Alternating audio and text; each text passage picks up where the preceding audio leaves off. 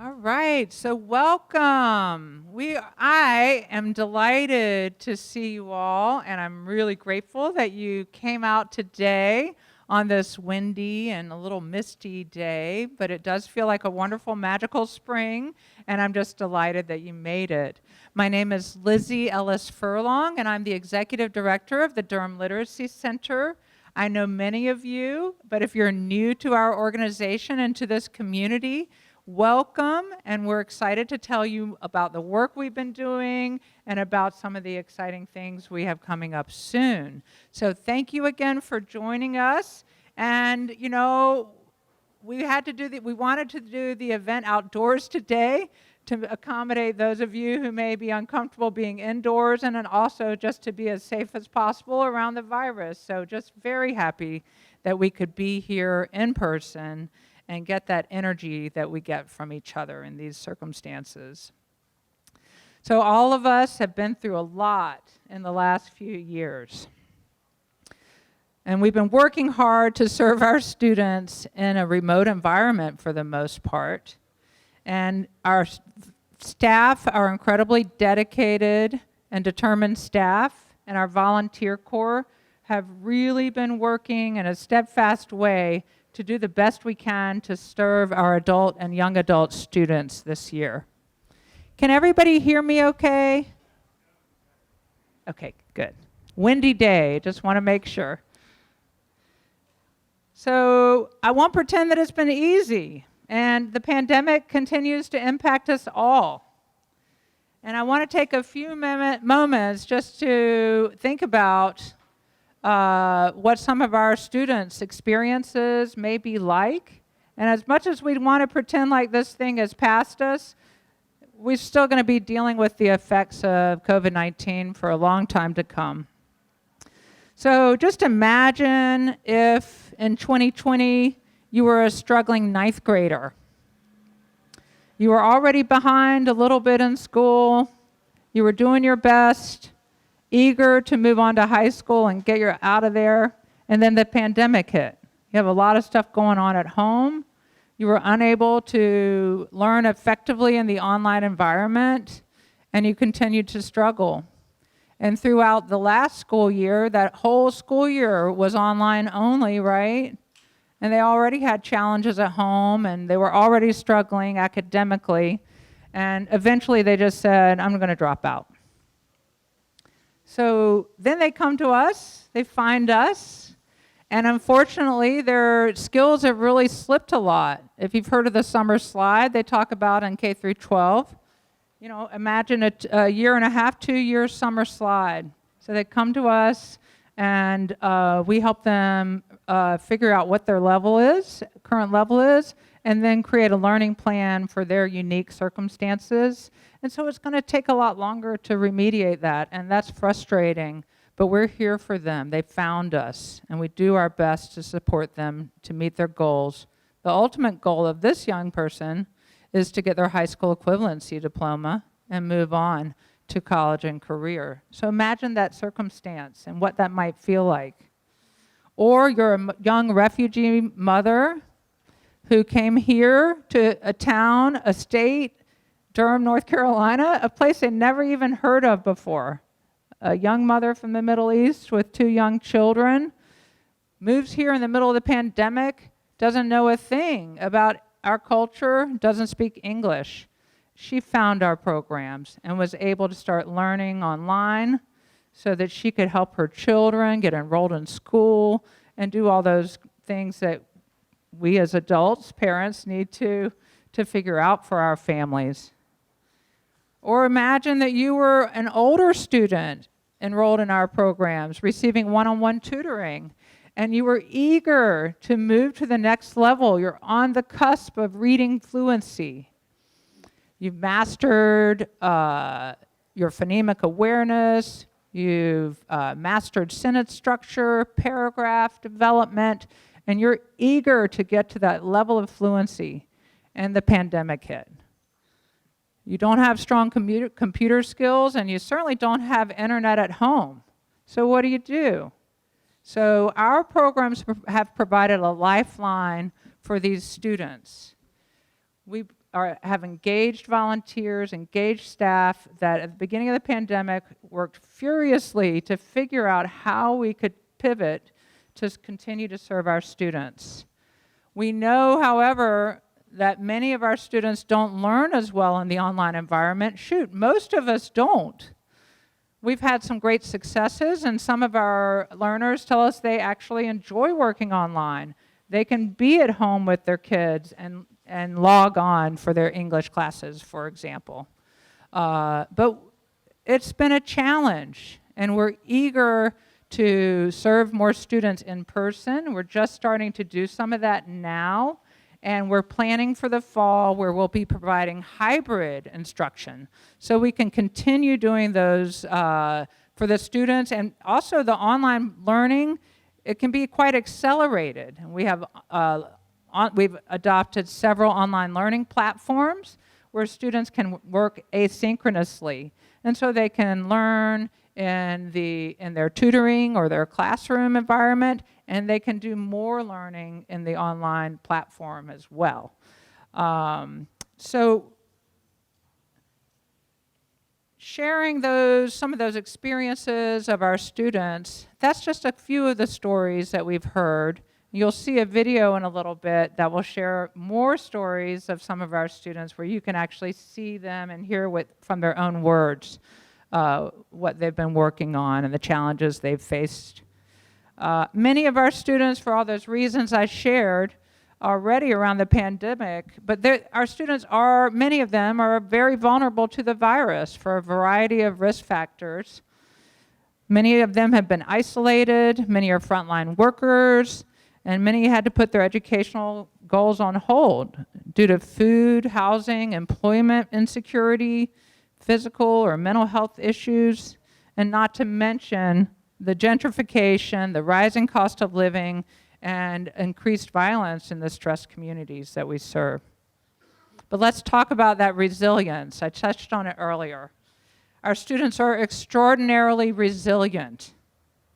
We hear that word a lot, but our students' persistence, determination, that acknowledgement and awareness that they are putting their own needs first so that they can support their families, so that they can get a living wage job, so that they can really contribute and be a part of this rich community that we have here in Durham.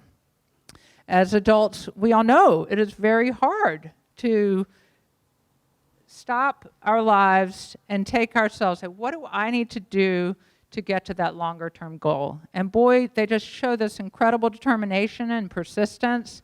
And our staff, our volunteers, that's why we do what we do. We're just incredibly inspired by that persistence and that determination. And the way that they can overcome so many obstacles to continue learning and to continue their education so that they can meet their goals is truly awesome. It really is. So as I said, they've inspired us. They always do. And so some of our accomplishments are that we've retrained our volunteers to tutor in the online environment. We established a technology lending library with the help of many of you and several grants so that we can loan out Chromebooks and tablets so that our students can continue to learn online. We purchased on those online learning platforms that I already mentioned. We taught basic computer skills. Many of our students have never used a computer before, so we teach them how to do that. We had parking lot help hours or curbside assistance hours where students can come and outside. This is up until very recently when we have started some in-person activities. We've showed them, they come back, they bring their device, we show them over and over, and they really are extraordinarily proud of their newfound skills. We've made many connections to supportive services and accurate health information. So, however, the high school dropout rate continues to go up, and we'll be dealing with the long-term effects of this pandemic for a very long time. Everything is digital now, right? As soon as that happened, You really need to be able to use the internet just to be able to find out what activities are happening in the community or enroll for social services, for example. So, and the job climate, as you know, is changing very dramatically and rapidly, and so we want to make sure that we're preparing our students to meet those demands of the job market so that they can take advantage of this growth and prosperity that Durham is experiencing. And so we're working really hard on all those things. But we know we need to be ready to serve more students. The coming years will be a year of rebuilding in a lot of ways, as people's lives have been very unstable. So this is the good part, is that we're ready. We're working very hard. We've expanded our college and career services. We've hired our first ever college and career counselor through the help of several grants, including the City of Durham and Durham County. And so this counselor can help students identify their unique job needs and also think about further certification and college for many of our learners. Our programs are focused on individual learning. We meet all of our students where they are, and we provide that lifeline to connection, to access, to community, and to self-empowerment. So, as I said, many of you already know us. If you're new to learning about the Durham Literacy Center, I'm thrilled you're here and invite you to learn more about our programs and our organization. And thank you so much for coming.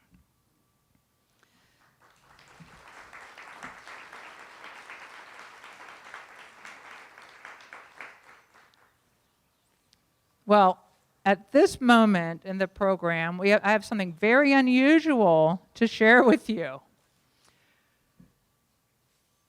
In this world of nonprofit work and caring for the community in the way that we do, we see remarkable people and remarkable things happening a lot. And it is really inspiring to me and to all of us to know how caring our community is. So this remarkable story is that one person approached me a few years ago, one of our longtime volunteers, to say, you know what, I care a lot about the environment, and I care a lot about the Durham Literacy Center, and that big flat roof, there it is, would be perfect for a solar installation. And I was like, that sounds awesome, but I'm really busy doing all this stuff for our mission, right? I care about the environment. And he said, what if I did everything? He said, what if I found donors to pay for it? What if I researched companies that could do this? What if I did all this? Now, what do you think I said? Well, sure, go for it, right? Well, lo and behold, we just installed, now let me get the numbers right, a 50 kilowatt solar installation at the Durham Literacy Center.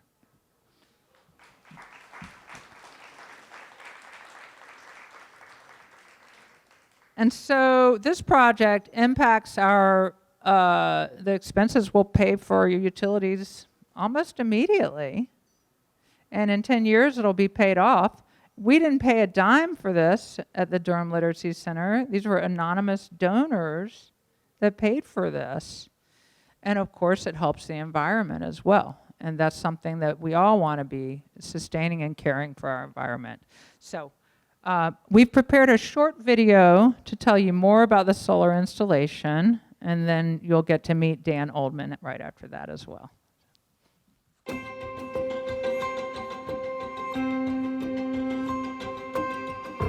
Hi, my name is Lizzie Ellis Furlong. I'm the Executive Director of the Durham Literacy Center. In 2012, the Literacy Center's Executive Director and Board of Directors did a capital campaign to buy this building. So we're really unusual in that we own our own 10,000 square foot facility here near downtown Durham. So one of our longtime volunteers is a man named Dan Oldman. And Dan saw this beautiful flat roof that we have here at the Durham Literacy Center, and he thought it would be a wonderful location for a solar installation project. My wife and I are very concerned and interested in the environment. When I first saw this building, I said, wow, what a great place to put solar cells. From my financial background, I understand the challenges that nonprofits have to get funding and keep funding. And so it seemed to me that this was a case where maybe I could get some leverage of people who were interested in the environment and literacy and convince them that they would get a double benefit if they contributed. So that's what I did. I managed to find enough people to fund it, and the rest is history. This is a way that we can really create financial sustainability for the Durham Literacy Center in the long term, and also sustainability for the environment to reduce our dependence on fossil fuels. It just is a win-win. We estimate that it costs an average of $1,200 a year per student for us to serve every single student in our programs. Having solar energy means that we're going to save a minimum of $5,000 a year on our occupancy costs here in this building, which means that that's an extra $5,000+ a year that can go towards our programs.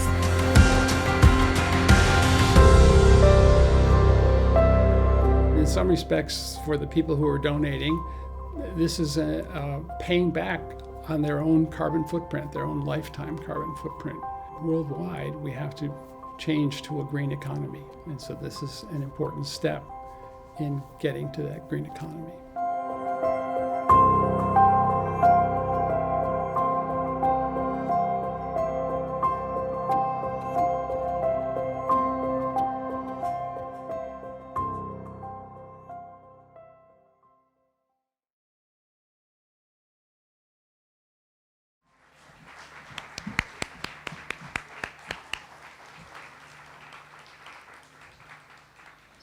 So as you can see, one person can make a difference, quite a big difference. And I heard recently an environmental scientist on NPR interviewed, and the reporter asked, what can individuals do? And the person said, you can do a lot more than recycling. You can do a lot more than turning your lights out when you leave your house. You can advocate for your neighbors, for your community. You can think of new ideas. And so I'd like to invite Dan up to the podium for a moment, because Dan exemplifies this leadership, the resourcefulness, and the commitment to our community and the environment. So Dan, we just want to give you this plaque to acknowledge our appreciation for what you've done for us.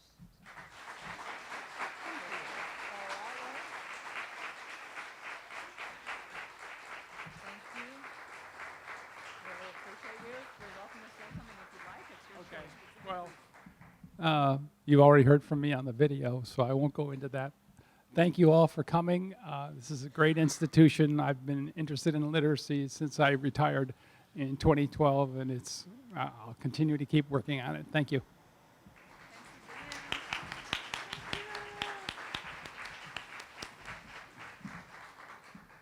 Thank you so much, Dan. We're very, very fortunate to be part of you're a part of our community. And I would also just like to say, in 2018, we merged with the Achievement Academy of Durham, and Dan was one of those wonderful volunteers who joined the Durham Literacy Center as part of that merger. So we're very fortunate. Thank you, Dan. I'd like to invite Jill Madsen, our board chair, up to the podium.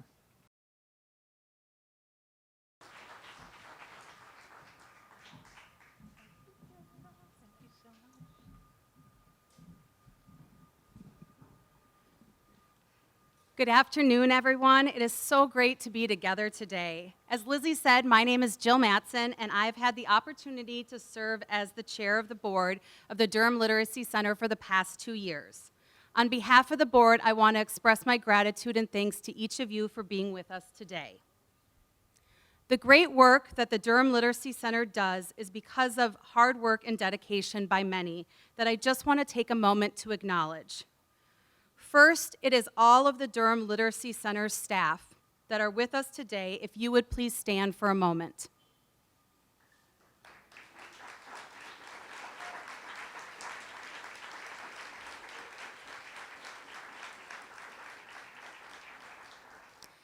Thank you for going above and beyond each and every day to aid our students in achieving their goals. Second, if you are a current or former volunteer with us today, if you would please stand.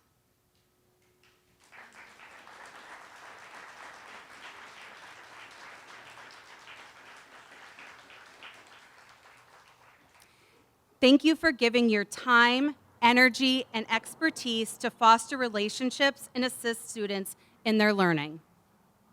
I would also like to ask any of our board members that are with us today if you would please stand.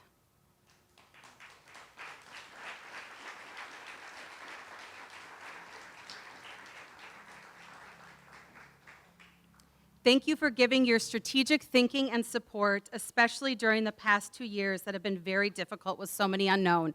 This is also the first time that many of us have been together in person as a board.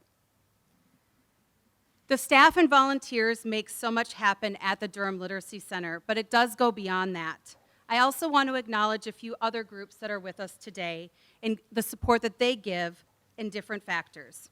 First, we have a number of local and elected officials, so thank you for being here. We also have many representatives from our different partner organizations, all which are listed in the pamphlet at your table. We also have a number of members of our John Hope Franklin Society who have committed financially year over year at specific giving levels.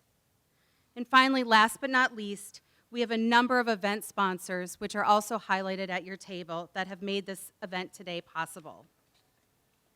The past 2 years have been busy for lots of different reasons, many of which Lizzie already highlighted, but I want to take a moment to highlight a few things that have been happening behind the scenes. COVID has not stopped the Durham Literacy Center from being forward-thinking and taking this time to update our strategic plan. Over the next 2 years, the organization is committed to continuing to review our mission and vision to ensure it best aligns with our current community needs and understanding the scope of programs and services that we offer. Increase the methods we use for collecting metrics and better telling our stories of success. Ensure we have ongoing support and development plans for all staff and volunteers, providing ongoing learning opportunities for those who are serving our students. Assess our facilities, which we saw in the video, for current programs and services, and also establish plans for maintaining them long term. And finally, evaluating organizational structures to ensure we have the best in place to support the programs and needs moving forward. These pieces will all aid in the work the center does each and every day so we can ensure that we continue to enrich so many lives on a day-to-day basis. I have been so honored to serve as the chair of the Durham Literacy Center during the past 2 years. Currently, my day-to-day life keeps me busy running a separate local nonprofit, so I know firsthand how important the support you all give to the center is. When I moved to Durham 7 years ago, I was researching local organizations related to literacy and was so impressed by everything that I learned about the DLC. Prior to locating for my current job, I've always worked in the field of education and specifically taught in an urban community for a number of years, mostly reluctant and struggling readers. I was very lucky for myself as someone that was also a reluctant and struggling reader, that I had a committed and dedicated middle school teacher and a lot of other supports in place that got me back on track. This is not the case for everyone, nor does everyone begin their English language acquisition at the same time. This is why supporting the Durham Literacy Center is so important, as it ensures our students, no matter their path, they have the supports they need. Your support of the Durham Literacy Center today and tomorrow makes that happen. I'm thrilled to now turn it over to Gwen Weaver, our current vice chair of the board.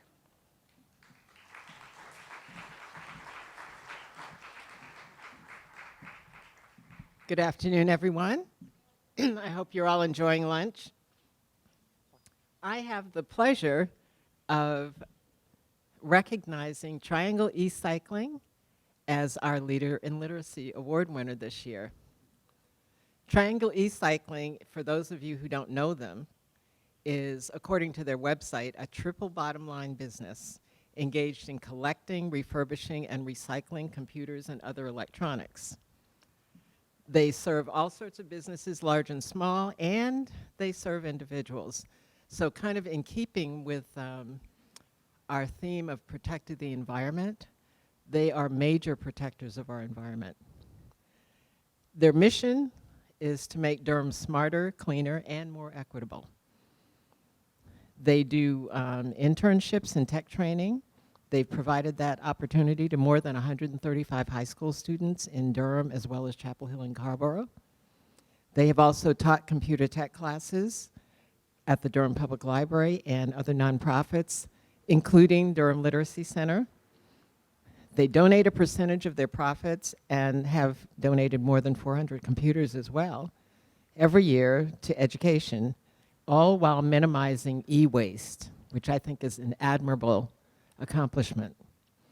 They provide pickup and electronic recycling services to businesses and other organizations, and then there's a free drop-off at their shop for members of the community who want to recycle their electronics, their used electronics. And I know this for a fact because I've been keeping them supplied with everything that I get rid of lately. And it's wonderful. They have helped the Durham Literacy Center immensely during the pandemic.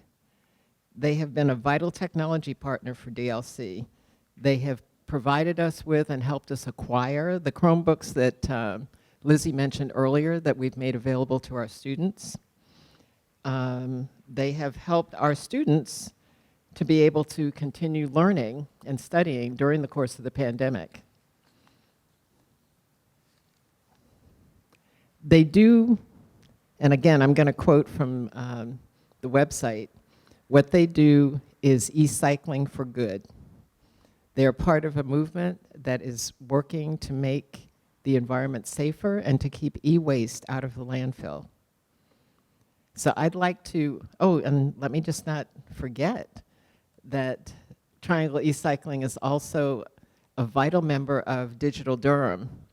And for those of you who don't know about Digital Durham is our collaborative effort to close the digital divide in Durham City and County.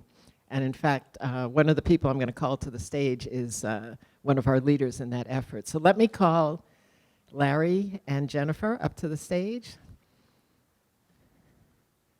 Yeah, bring the whole crew.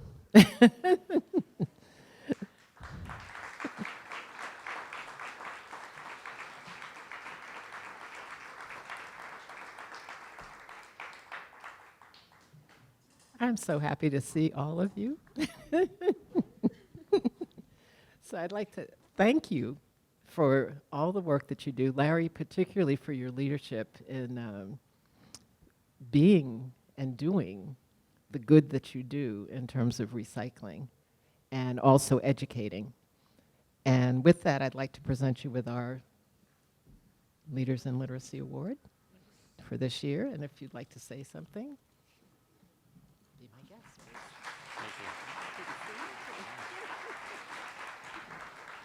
Thank you very much.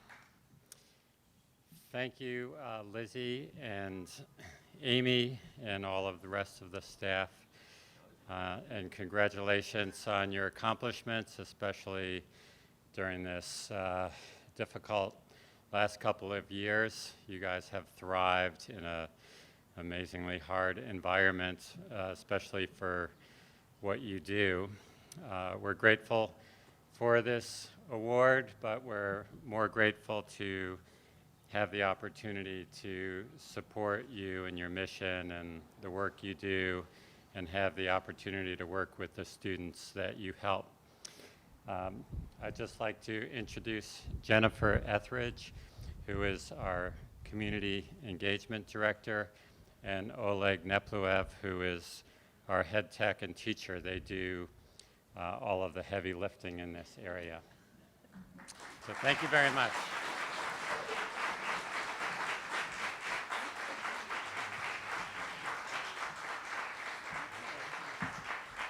And I didn't mean to leave Oleg out. I hadn't really noticed that he was here. I'm sorry. So now let me turn this over to Amy Bogie. Where are you, Amy? Oh, there you are. Okay.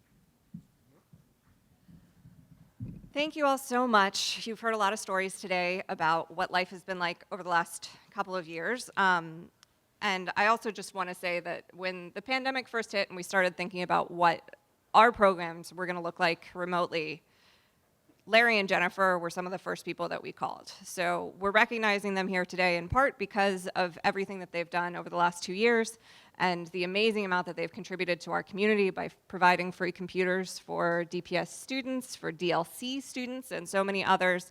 But also, you may not know that they've actually been supplying computers for our programs for years now. So all of the computers in our building pretty much are from Triangle E-Cycling, and they have an amazing nonprofit donation program that we are incredibly fortunate to be recipients of. So you've heard a lot today about some of the changes that we've made in response to the pandemic. We also wanted to talk about what this means for our students and how they've continued learning, as well as what their lives look like as students in the DLC. So we prepared a short video because they're not able to be here today to share some of their stories with you.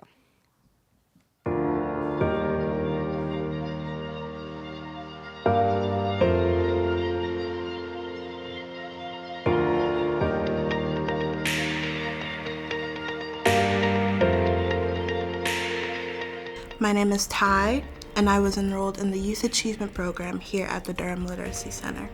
I was a student at the Durham Literacy Center for a little over 2 years. I came to the Durham Literacy Center to earn my GED since I couldn't finish traditional high school because of health reasons, and I wanted to find a place where I could learn at my own pace and have teachers that would support me in that. In being here, I've learned that it was okay to be open and honest about the things I was struggling with and also get the help that I needed. I didn't have any expectations coming here.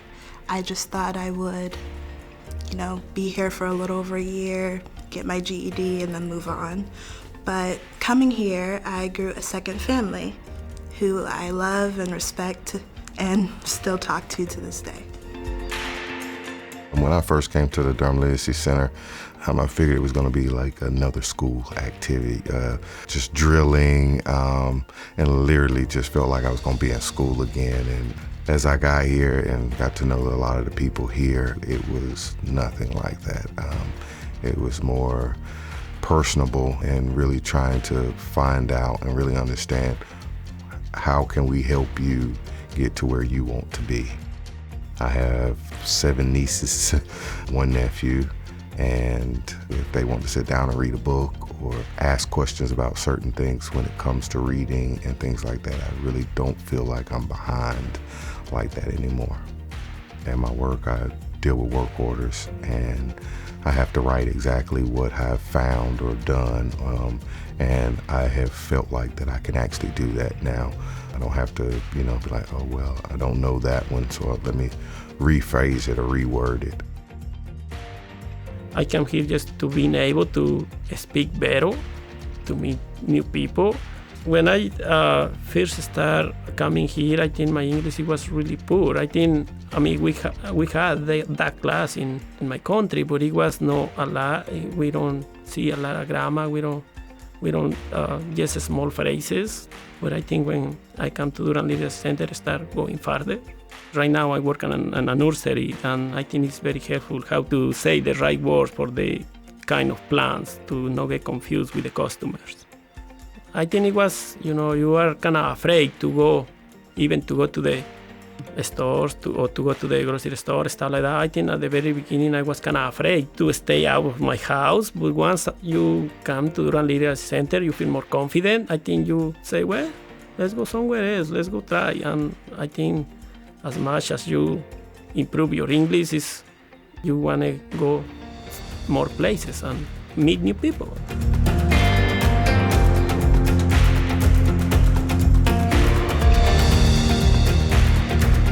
Talk to some people say, oh, I don't like school, or things like that. I wasn't a school person either, but the people I've been around, they've given me so much. It has helped me more than I would have ever thought. I thought it was just going to be another program that was just going to be for, 3 months, couple of months, 4 months, get out of it and think, I learned a little bit, but you know, I still feel like I'm behind. No, it's given a whole lot more than that.